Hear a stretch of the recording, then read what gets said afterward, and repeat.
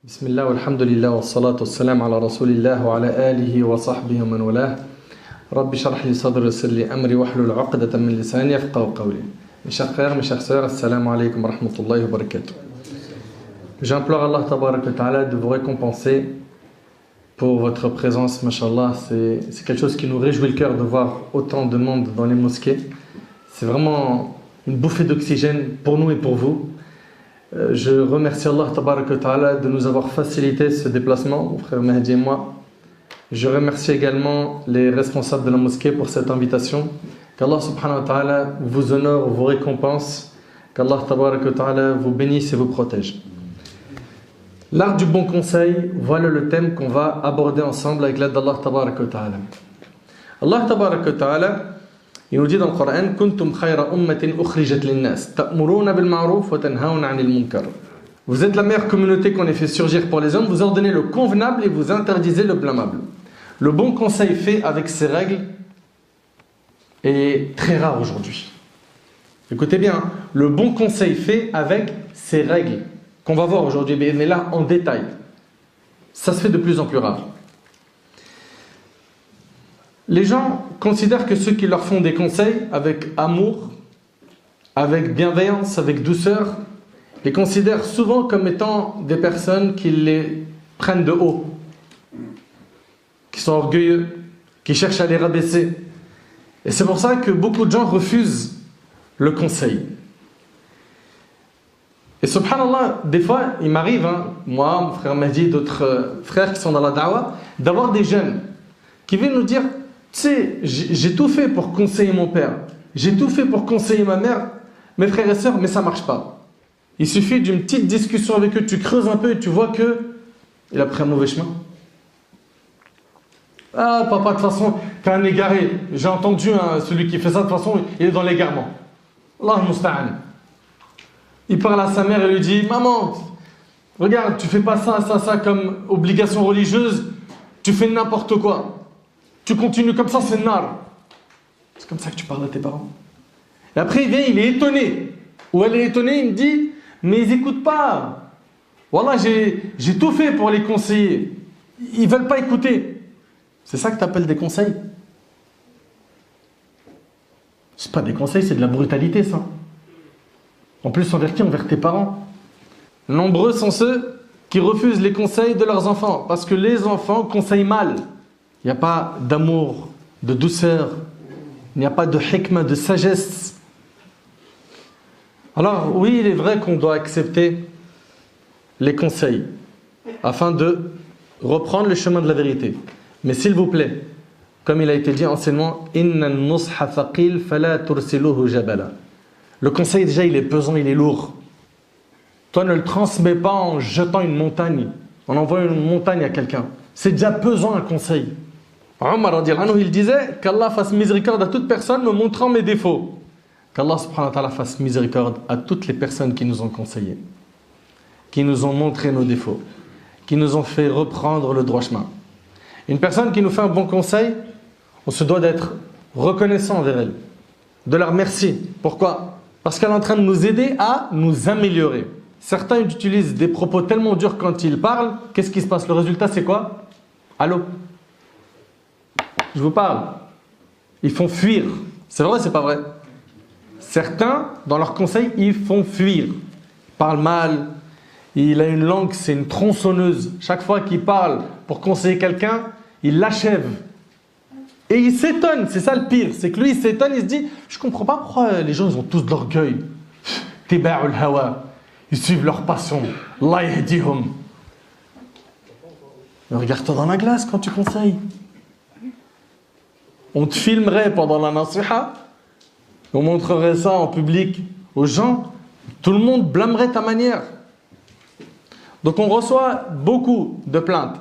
Des fois c'est de la part des jeunes, des enfants. Des fois c'est de la part des parents. Quand on creuse souvent, qu'est-ce qu'il y a? Il y a un problème dans la manière de faire nasiha, de conseiller. Le prophète sallallahu alayhi wa sallam, dans le hadith rapporté par l'imam Muslim, tout le monde connaît ce hadith, il est authentique, rapporté par Muslim, Tamim ibn Aws al-Dari radiyallahu anhu, il rapporte que le prophète il a dit: ad-dinu an-nasiha. Tout le monde connaît ce hadith, n'est-ce pas? La religion, c'est le bon conseil. Et Jarir ibn Abdullah al-Bajali radiyallahu anhu a dit, j'ai fait acte d'allégeance au messager d'Allah sallallahu alayhi wa sallam en m'engageant à faire la prière selon toutes ses règles, à faire l'aumône et à être loyal dans mon conseil et dans mes sentiments envers tout musulman, rapporté par Bukhari et Muslim. On parle aujourd'hui du bon conseil, car selon Abu Hurayra radiyallahu anhu, le prophète sallallahu alayhi wa sallam a dit, celui qui appelle à une bonne voie a un salaire égal, une récompense égale à celui de tous ceux qui la suivent sans rien diminuer de leur récompense, rapporté par Muslim. C'est-à-dire, quand je vais appeler quelqu'un au bien, je lui recommande de faire quelque chose de bien, je lui conseille une bonne action et qu'il l'a fait, à chaque fois qu'il fait cette bonne action, j'ai des récompenses, moi aussi, en même temps que lui. Il en a, j'en ai. Si lui, à son tour, il enseigne ça, ce bien que tu lui as enseigné, à quelqu'un d'autre, et qui sont maintenant deux personnes à faire le bien que tu as recommandé, tu as les récompenses de ces deux personnes à chaque fois qu'ils feront cette bonne action. Et ainsi de suite. La chaîne, elle peut être très longue. Et attention, dans le mal, c'est pareil. Dans le mal, c'est pareil. Certains jeunes, ils sont super contents de connaître, c'est choquant ce que je veux vous dire, les gros mots tendance. Les gros mots tendance. Et dit attends, ouais, oh là là, attends, je vais t'enseigner une insulte là. Et ça fait rire tout le monde. Et c'est repris, et c'est enseigné, transmis de la même manière. T'as enseigné le haram, c'est dans ton compte à chaque fois que la personne fait ce haram. S'ils sont plusieurs à le faire, à chaque fois que ça sera fait, c'est dans ton compte. Soyez intelligents s'il vous plaît.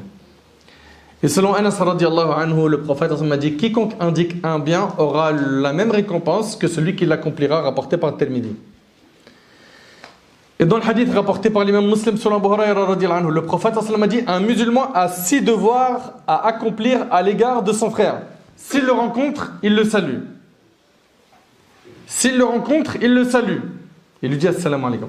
S'il l'invite, qu'il accepte l'invitation. S'il cherche un conseil, alors qu'il le conseille. Ça fait partie des devoirs qu'on a envers nos frères et les sœurs entre elles. Vous écoutez attentivement. S'il recherche un conseil, alors qu'il le conseille. S'il éternue et qu'il loue Allah en disant Alhamdulillah, qu'est-ce qu'on lui répond?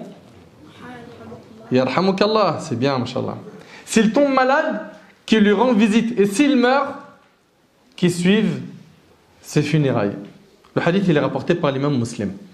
On voit donc que le conseil a été cité dans plusieurs textes de notre religion, n'est-ce pas? Et qu'il a une place très importante. Et selon Nu'man ibn Bashir, le prophète il nous a dit, soyez attentifs s'il vous plaît. Selon Nu'man ibn Bashir, le prophète a dit, l'image des croyants dans les liens d'amour, de miséricorde et de compassion qui les unissent les uns aux autres est celle du corps. Notre image à nous, cette communauté aujourd'hui qui est d'environ 2 milliards, c'est un seul corps. Vous entendez? Vous êtes attentifs? Un seul corps. Dès que l'un de ses membres se plaint de quelque mal, tout le reste du corps accourt à son secours par la veille et la fièvre rapportées par Bukhari et Muslim. Ça veut dire quoi? À partir du moment où un musulman ou une musulmane sur terre souffre d'une douleur, je la ressens. Nous sommes un seul et unique corps. Et selon Abu Musa radiallahu anhu, le prophète a dit, le croyant par rapport au croyant est comme la construction dont tous les éléments se soutiennent, il fait en même temps croiser ses doigts, rapportés par Bukhari et Muslim. Donc on doit se soutenir, s'aider, se conseiller quand on voit un de nos frères glisser, tomber dans un des pièges de Satan, ou une de nos sœurs qui a été piégée par Shaitan. Le bon conseil fait partie des messages de tous les prophètes. La tâche des prophètes a toujours été d'être des bons conseillers. En transmettant quoi? Le message d'Allah tabaraka wa ta'ala. Nos modèles à nous, ils sont dans le Coran. Les prophètes. Ulaika alladhina hada Allah fa bihudahu muqtadih. Allah ta'ala dit, voilà ceux qu'Allah a guidés, suis donc leur guidé. Suis donc leur voie. La voie des prophètes, ce sont nos modèles. Les compagnons, ce sont nos modèles. Ceux qui sont venus après, les successeurs des successeurs, eux sont nos modèles. Mais aujourd'hui, on a une perte de modèle qui est cruelle. On voit aujourd'hui, un petit jeune, tu lui dis, qu'est-ce que tu aimerais être plus tard? J'aimerais être comme tel chanteur, comme tel acteur, comme tel humoriste, telle star de télé-réalité. Elle est trop belle, il est trop beau, il a de l'argent, on entend des mots, il a le flow. Il a du style. Oh! Mais il vous appelle à quoi? Réfléchissez, méditez. En les suivant, vous vous rapprochez plus d'Allah ou vous vous en écartez? Faites un point. En les suivant, vous donnez hautain orgueilleux, mauvais méprisant, vulgaire? Ou est-ce que, en les suivant, vous avez envie de jeûner lundi et jeudi, lire plus de Coran, faire plus de prières surrogatoires? Posez-vous la question. Qui sont vos modèles? Et pourquoi les avez-vous pris pour modèles? Les prophètes, alayhim salam, ce sont eux, les prophètes, ce sont eux les modèles. Nos modèles sont donc les prophètes, les compagnons, les pieux prédécesseurs de manière générale. Subhanallah, le prophète Salih, alayhi salam, il a appelé son peuple à Allah, comme tous les prophètes ont fait. Et son appel a été rejeté. Allah Ta'ala nous dit فَتَوَلَّ عَنْهُمْ وَقَالَ يَا قَوْمِ لَقَدْ أَبْلَغْتُكُمْ رِسَالَاتَ رَبِّي وَنَصَحْتُ لَكُمْ وَلَكِنْ لَا تُحِبُّونَ النَّاصِحِينَ. Allahu Akbar. Allah Ta'ala ici dit, dans Sourate Al-A'raf, alors il se détourna d'eux, qui? Le prophète Salih, et dit: ô mon peuple, je vous ai communiqué le message de mon Seigneur et je vous ai conseillé sincèrement. Il les a conseillés, mais vous n'aimez pas les conseillers sincères. Conseil, sachez mes chers frères, mes chères sœurs, que si on accepte de voir le mal se propager et qu'on ne prend pas nos responsabilités en ordonnant le convenable et en interdisant le blâmable avec sagesse, avec les règles que nous a dictées notre religion, nous allons tous courir à notre perte. Selon An-Nu'man ibn Bashir, le hadith il est rapporté par l'imam al-Bukhari. Ce compagnon, radiyallahu anhu, il rapporte que le prophète, il décrit ici l'image des pieux et ceux qui ne le sont pas. Et l'image, elle est vraiment, subhanallah, très marquante. Il dit, alayhi salatu wassalam, l'image de celui qui reconnaît pas les interdits d'Allah. Écoutez bien. Il dit, sallam, l'image de celui qui ne reconnaît pas les interdits d'Allah et cherche à les abolir. Et l'image de celui qui les transgresse est celle d'un groupe de gens qui ont tiré au sort pour donner à chacun de sa place dans un bateau. Ça veut dire quoi en deux mots? Ça veut dire qu'il y a dans le même bateau un groupe. Dedans, il y a des pieux, des gens dans la religion et des gens qui ne le sont pas. Certains ont pris le niveau supérieur. Il s'agit ici des pieux, ceux qui sont dans la religion. Quant à ceux qui sont dans les péchés, dans l'égarement, ils se sont retrouvés dans l'étage le plus bas. Ceux qui étaient dans l'étage le plus bas, ils se sont dit, au lieu de monter à chaque fois et de déranger ceux de l'étage du haut pour prendre l'eau de la rivière, mais on creuse un trou là où on est. Et comme ça, on n'aura pas à les déranger. Mais s'ils creusent un trou là où ils sont, qu'est-ce qu'il se passe? Le bateau, il va couler, barakallahu fik. Et c'est pour ça que le prophète, sallallahu alayhi wa sallam, il dit quoi? Il dit, s'ils les laissent réaliser ce désir, c'est leur perte à tous. Et s'ils les en empêchent, c'est leur salut à eux et à tous. Et nous, nous sommes dans un bateau dans la communauté, avec parmi nous des pécheurs et des gens qui sont dans le din. Si on laisse ceux qui sont dans les péchés creuser dans ce bateau, on va tous se noyer. On peut être puni par Allah.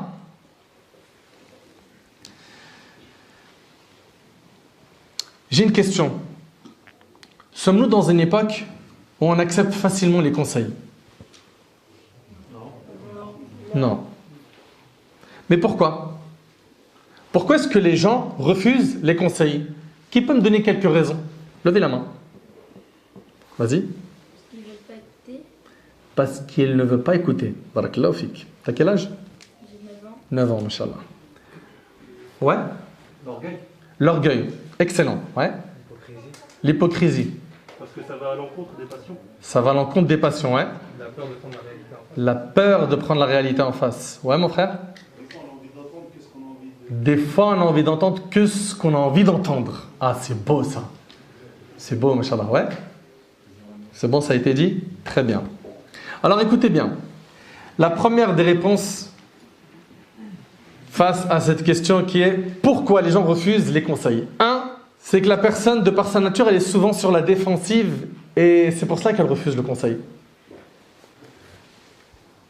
Et donc il faut fournir un effort très important pour pouvoir accepter le conseil. Ali ibn Abi Talib radiyallahu anhu. Il s'agit de qui? C'est qui Ali ibn Abi Talib? Levez la main. Mon frère, ouais. Très bien. Donc c'est un proche du prophète sallam, mais encore oui. 4e calife des musulmans. C'est un grand compagnon, radiallahu anhu. Et il a épousé qui? Ouais. Qui? Fatima, la fille du prophète sallallahu alayhi wa sallam. Le prophète sallallahu alayhi wa sallam frappa à la porte de Ali et de Fatima afin de les réveiller. Et il leur a dit, ne priez-vous donc pas?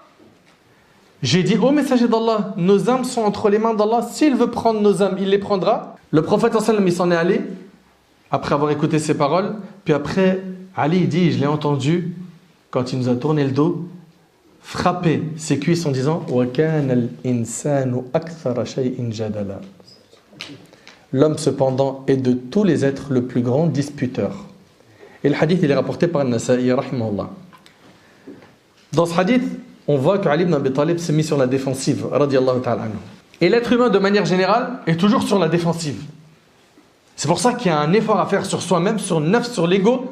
Pourquoi? Pour piétiner l'ego, écouter la remarque, le conseil, et savoir l'accepter quand il y a de la vérité dans le conseil.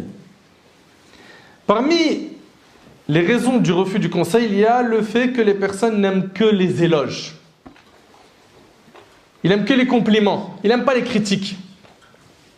Même si elles sont construites, ils ne les aiment pas. Après aussi, il faut garder en tête qu'il y en a qui ne savent pas s'arrêter dans les remarques. Ils sont pesants, ils sont lourds. Il voit quelqu'un, il est rentré, il n'a pas fait de rak'at tahiyat al-masjid. Il va, il lui crie dessus en public. Après, il le voit, il boit de la bouteille. Mais pourquoi tu bois de la bouteille? Il le voit dans la salat, il a fait tashahhud de telle manière. Mais pourquoi tu n'as pas bouché le doigt? Mais t'es étouffant. Et il est possible que tout ce que tu dis, c'est vrai. Mais la manière dont tu transmets ça, c'est étouffant. Il faut apprendre à doser dans les conseils. Et on va voir après, Inch'Allah, dans les règles, qu'il y a des priorités quand on conseille. Il y a des priorités à cibler. Donc de manière générale, les gens, ils n'aiment pas quoi? Ils n'aiment pas les critiques. Ils préfèrent quoi? Les compliments, les éloges. L'intelligent est celui qui arrive à accepter la critique construite. D'accord? La critique gratuite, méchante, ça, jette ça derrière ton dos. Tu n'es pas meilleur que les prophètes, ils en ont reçu. Ok? Tu en auras jusqu'à ta mort. Sur le net, dans le cercle familial. Malheureusement, c'est des choses qui existent. D'accord? Par contre, quand on te fait des éloges, fais très attention parce que oui, tu n'aimes pas les critiques. Il va falloir que tu fasses un effort pour accepter celles qui sont construites. Et les éloges, il faudra faire attention à ne pas en faire ton carburant. Ouais. Moi, quand je marche et il n'y a pas de compliments, il n'y a pas d'éloges. Quand je parle avec mes amis, ils ne me font pas des compliments, tout ça, je me sens pas bien. J'ai toujours besoin que quelqu'un me flatte l'ego. Il est rapporté par un parmi nos pieux prédécesseurs qui disait Allahumma la tu'akhidhni bima yaqulun waj'alni khayran mimma yadhunnun waghfir lima la ya'lamun. Oh Allah, ne me punis pas pour ce qu'ils disent de moi. Ils disent de moi, je suis quelqu'un de pieux, je suis quelqu'un de généreux, je suis quelqu'un de bon, je suis quelqu'un de sympa, etc. Ne me punis pas pour ce qu'ils disent de moi. Et fais que je sois meilleur que ce qu'ils pensent de moi. Et pardonne-moi ce qu'ils ne connaissent pas de moi. Franchement, c'est trop beau. Trop beau. Allahumma la tu'akhidhni bima yaqulun waj'alni khayran mimma yadhunnun waghfir lima la ya'lamun. La ilaha illallah. Reconnaître son tort après une nasiha construite, ça fait partie du comportement des pieux. À leur tête qui? Al-Anbiya, les prophètes. Adam alayhi salam, n'a-t-il pas dit Qala rabbana zalamna anfusana wa in lam taghfir lana wa tarhamna lanakunanna min al-khasirin. Tous deux dire ô notre Seigneur, nous avons fait du tort à nous-mêmes. Il a reconnu son tort, Adam alayhi salam, ou pas? Oui. Et si tu ne nous pardonnes pas et ne nous fais pas miséricorde, nous serons très certainement du nombre des perdants. Yunus alayhi salam, qui vous connaissez, hein, il quitte la ville de Ninive, Nainawa, et il n'a pas reçu l'autorisation de son Seigneur de quitter son peuple. Puis quand il se retrouve dans l'épreuve, hein, dans 3 ténèbres, les ténèbres de la nuit, de la mer et du ventre du poisson, qu'est-ce qu'il dit? La ilaha illa ant subhanak inni kuntu min adh-dhalimin. Pas de divinité à part toi, pureté à toi, j'ai été vraiment du nombre des injustes. Donc on voit ici quoi? que les prophètes reconnaissaient leurs torts. Comment se fait-il que toi et moi, on a du mal à reconnaître nos torts? Pourquoi?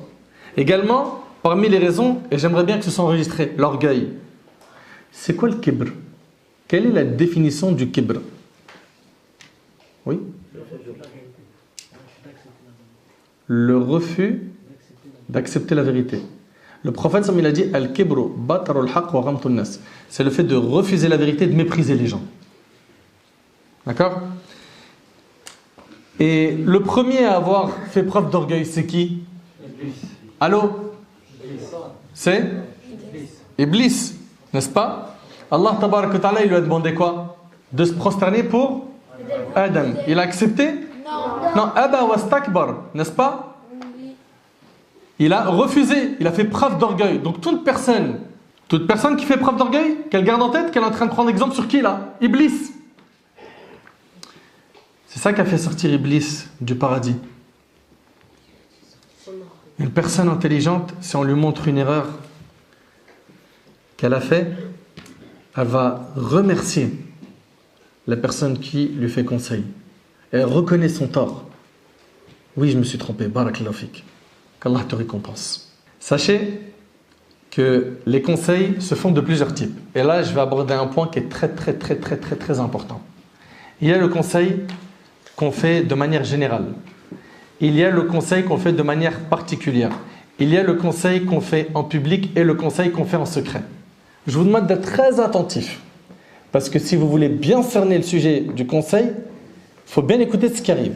Le conseil de manière générale, c'est lorsqu'une personne va dire Ma balu aqwam yaf'aluna kada wa kada. Comme le prophète sallallahu alayhi wa sallam, il y a des gens qui font ceci et cela.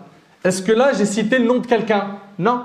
Il y a des gens qui font ceci et cela. Allah tabarak wa ta'ala dans le Coran a utilisé cette méthode. Wa minan nasi man yu'jibuka qawluhu fil hayati dunya. Et il y a parmi les gens celui dont la parole sur la vie présente te plaît. Il y a parmi les gens celui dont la parole sur la vie présente te plaît.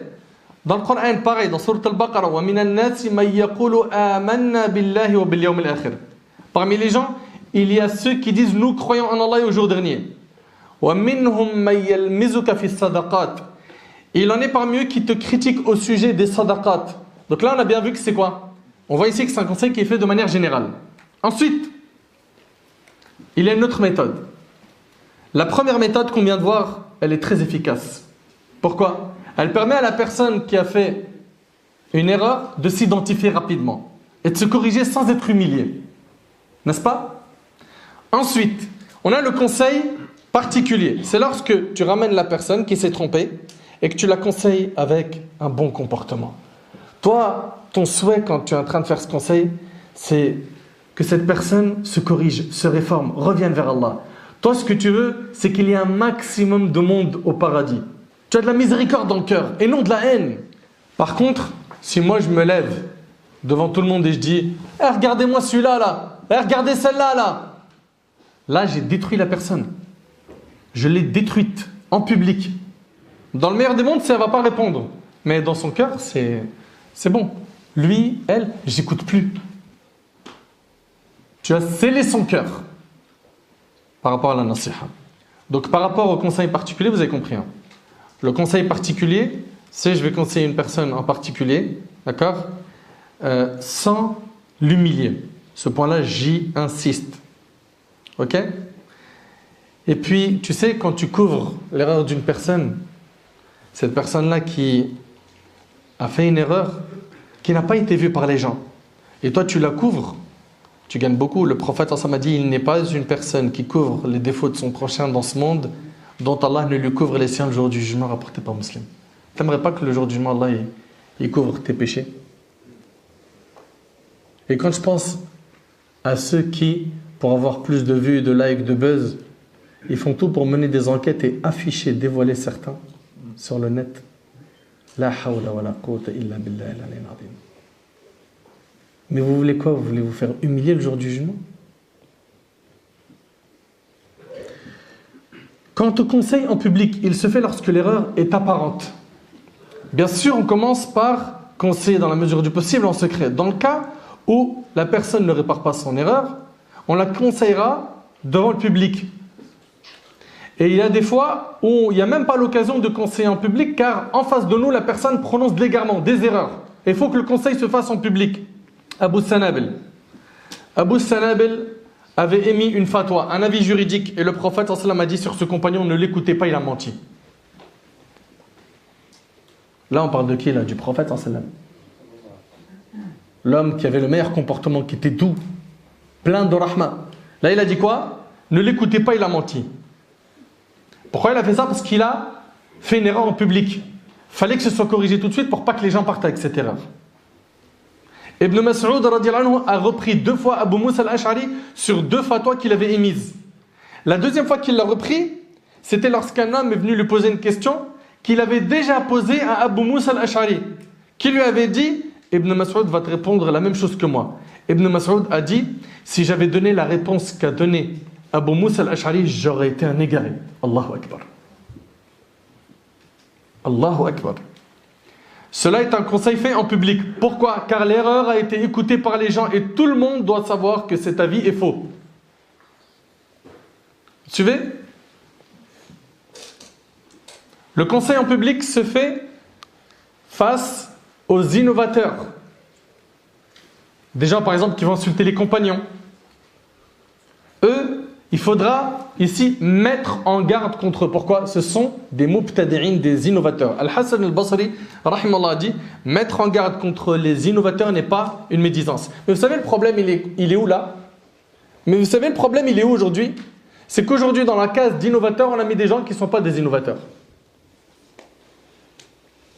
Et c'est pour ça qu'on va voir énormément de mises en garde sur le net qui ne sont pas fondées.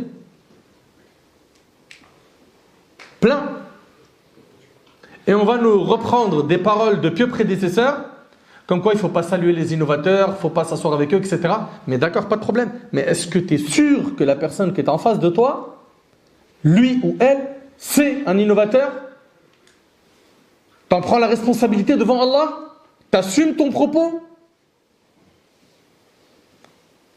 Fais très attention. Donc on a vu ici qu'il y a des conseils à donner de manière générale, des conseils particuliers, des conseils en public, des conseils en secret. Et pour terminer, voyons rapidement les règles du conseil. Première règle, c'est que la personne d'abord commence par se conseiller elle-même. Tu sais, le jour où tu feras un point avec les maladies de ton âme, que tu vas te poser avec sincérité, avec ta propre âme, et que tu vas la regarder dans la glace, en principe, tu n'auras plus le temps de penser aux défauts des autres. Ça ne veut pas dire par là que je dois me limiter à quoi? À me réformer moi, sans conseiller autrui. Non, ce que je veux dire par là, c'est commence par toi. Commence par toi. Et c'est logique, n'est-ce pas? Est-ce que toi, tu fais ce que tu dis aux gens? Tu leur dis lisez le Coran, priez la nuit, faites ci, faites ça, baissez le regard, faites pas ça, ne faites pas, mangez pas ça, etc. C'est bon pour toi? C'est nickel? Si c'est le cas, Allahumma lakal hamd. Si ce n'est pas le cas, fais un immense effort sur toi. Et attention, je ne suis pas en train de dire que tu dois être infaillible pour appeler Allah ou pour conseiller. Non, mais un minimum de crédit, s'il te plaît. Ça veut dire que tu vas dire à quelqu'un prie, le minimum c'est que tu pries.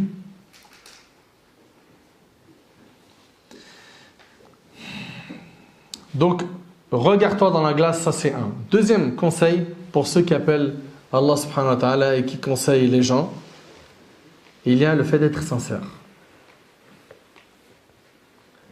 On a dit premier conseil, c'est quoi? C'est de se conseiller d'abord nous-mêmes, n'est-ce pas? Deuxième conseil, c'est d'être sincère dans nos conseils. Toi qui es parti conseiller une personne, qu'est-ce qui t'a poussé à le faire? Écoutez les questions que je vais poser et essayez de vous répondre, vous qui avez déjà conseillé autrui. Est-ce que tu l'as conseillé parce que tu l'aimes? Tu le veux son bien? Si c'est le cas, félicitations. Par contre, si tu me dis non, réponds à cette question. Aurais-tu aimé qu'une personne fasse ce conseil à ta place? Si tu dis oui, félicitations. Si tu dis non, réponds à cette question. T'es-tu attristé de voir ton frère se tromper, commettre un grand péché? Si tu dis oui, je te félicite. Si tu dis non, réponds à cette question. Avais-tu comme intention de faire ton conseil en secret alors qu'il n'y avait qu'un seul moyen, le faire en public. Si tu dis oui, je te félicite. Par contre, si tu dis non, réponds à cette question. Si cette erreur avait été commise par la personne que tu aimes le plus, l'aurais-tu conseillé de la même manière qu'une étrangère? Si tu dis oui, félicitations. Si tu dis non, sache que la sincérité est une condition de validation de l'acte. Le prophète sallallahu alayhi wa sallam a dit innamal a'mal binniyat, n'est-ce pas? Les actes ne valent que par leurs intentions. Tu as des gens qui, lorsqu'ils conseillent, leur rêve, c'est de se mettre eux en avant. Moi, si je lui ai apporté ce conseil en public, c'est pour monter en grade, en vue, en like, en notoriété, en j'aime. Mais ça, c'est pas notre langage à nous. Nous qui sommes dans le dîn. Ça fait pas partie de nos vocabulaires, tout ça. Ça concerne les autres, pas nous. Si tu n'es pas sincère dans tes conseils, revois ton intention. Troisièmement, fais en sorte que la personne que tu vas conseiller t'aime, dans la mesure du possible. Essaye de gagner son cœur. Tu vas conseiller quelqu'un, tu l'as vu faire quelque chose de mauvais. Par exemple, il mange de la main gauche. D'accord?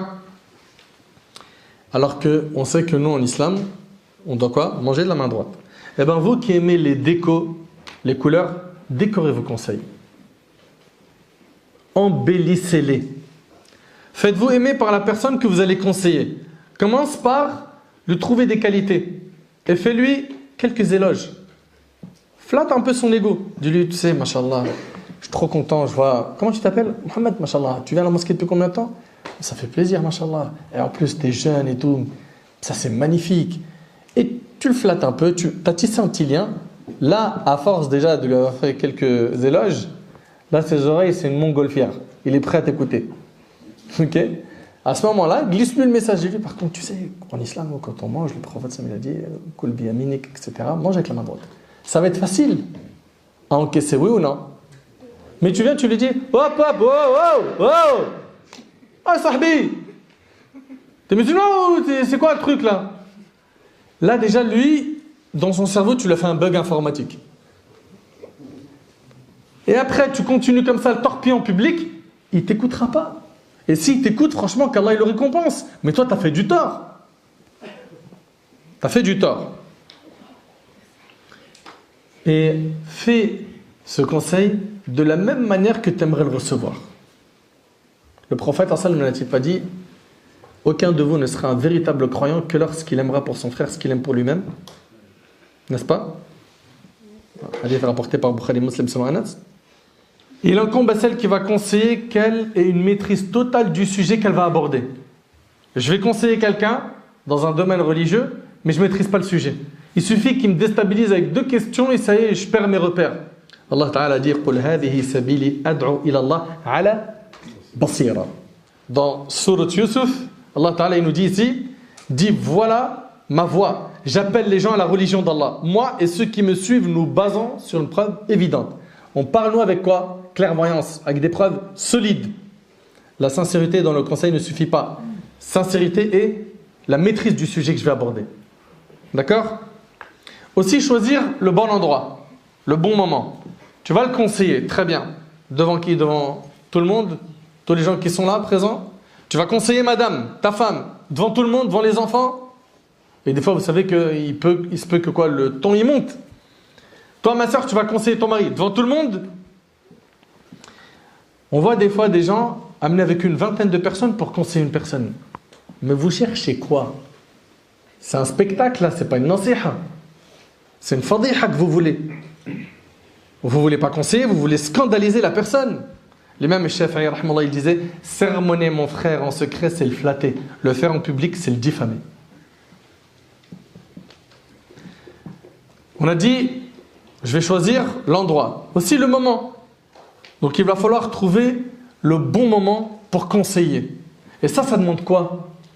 Ça demande de la clairvoyance, ça demande de l'intelligence. Ça demande quoi? Ça demande de la hikmah, de la sagesse. Et quand on conseille également, on conseille par priorité. J'ai une personne devant moi, écoutez attentivement s'il vous plaît, qui boit de l'alcool. D'accord? Et en même temps, il fume la cigarette. Cette personne-là, quand je vais la conseiller, je commence par quoi? Bah, lui dire d'arrêter de fumer et de boire de l'alcool. Très bien.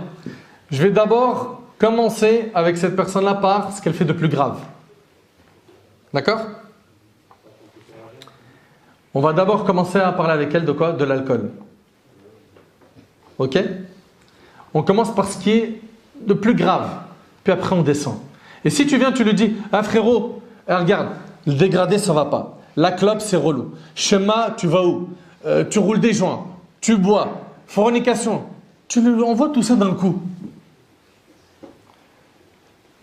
C'est très rare qu'une personne va être réceptive et va te remercier après avoir encaissé une grosse décharge électrique. C'est vrai ou pas? Généralement, ce que tu auras, c'est quoi? Par respect, il va t'écouter attentivement. Puis voilà, il va dire, oulala, lui là. Plus jamais de la vie tu me ramènes un frère mus comme lui. Hein. Moi je veux pas en entendre. C'est des ouf les gars. Donc finalement, qu'est-ce que tu as fait? Tu as gagné ou tu as perdu là? Avec lui tu as perdu. La sagesse ici réside dans le fait de se concentrer sur les priorités. La sagesse ici, la hikmah, c'est de se concentrer sur les priorités. Donc que ce soit un homme ou une femme, barakallahu fikum, aborder les points par priorité avec eux. D'accord? On conseille donc par priorité. Aussi, on choisit les meilleures paroles lors des conseils. Ud'u ila sabili rabbika. Comment? Bil hikma wal maw'izatil hasana wajadilhum billati hiya ahsan.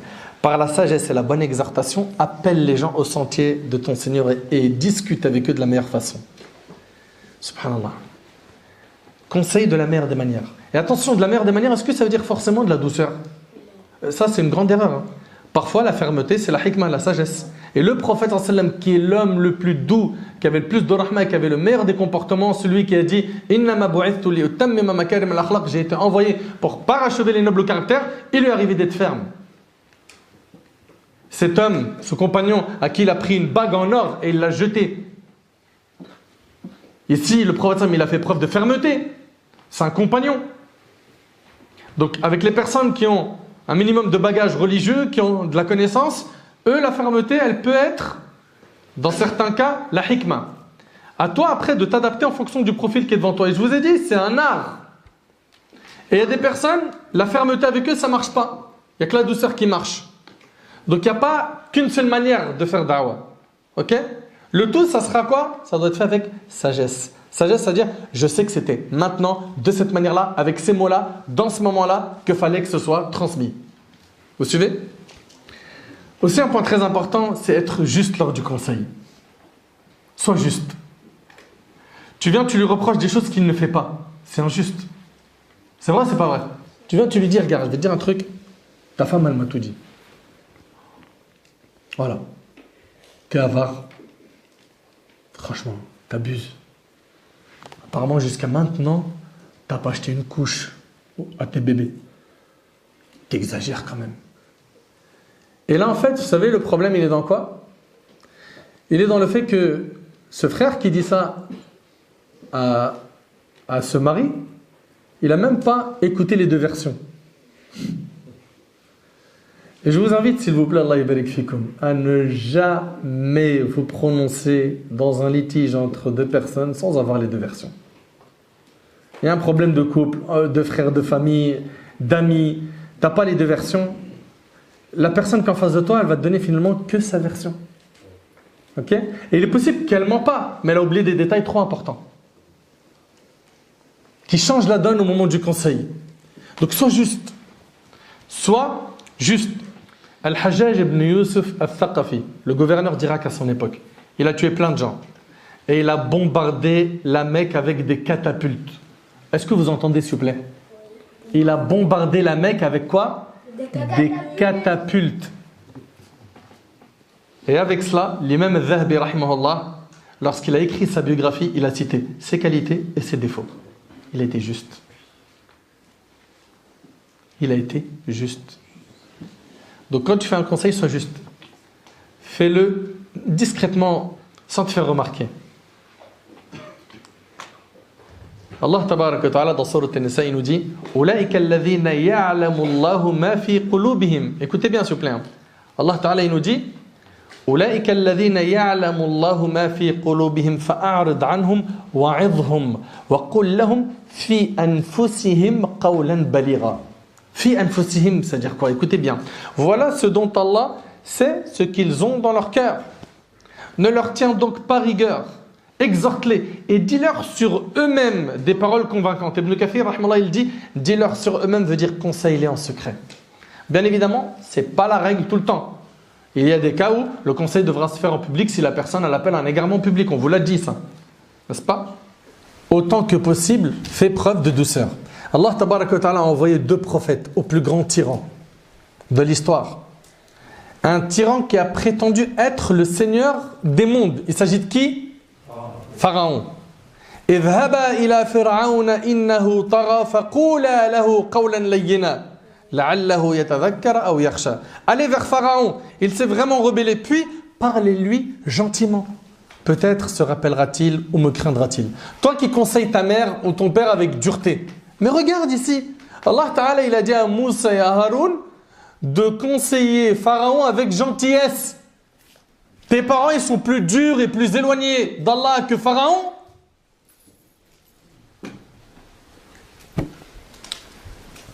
Le prophète Ibrahim alayhi salam, il parle à son père Azar, qui était un grand mushrik.